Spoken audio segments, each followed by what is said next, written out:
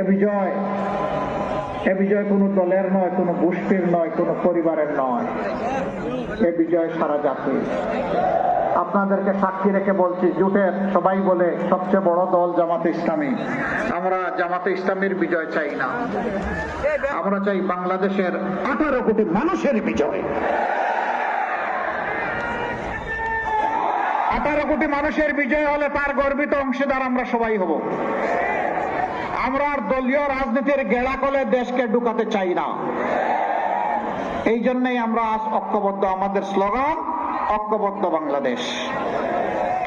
আর কাউকে ধর্ম বর্ণের ভিত্তিতে এই জাতিকে বিভক্ত করতে দেব না, আমরা কেউ দিব না।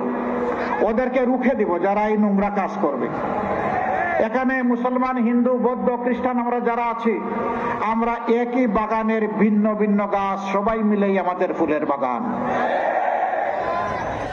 একসাথে চলবো, নিরাপদে থাকবো, যার যেটা অধিকার সেইটা আমরা পেয়ে যাব। ধর্মের ভিত্তিতে কাউকে তার অধিকার থেকে বঞ্চিত করা যাবে না। মতলববাজরা এই কথা বলে বলেই আমাদের বিভিন্ন ধর্মের ভাই বোনদের তারা সর্বনাশ করেছে। ওই সুযোগ আমরা আর দেব না। আমরা মিলেমিশে বাংলাদেশ গড়ব, সামনের দিকে এগিয়ে যাব।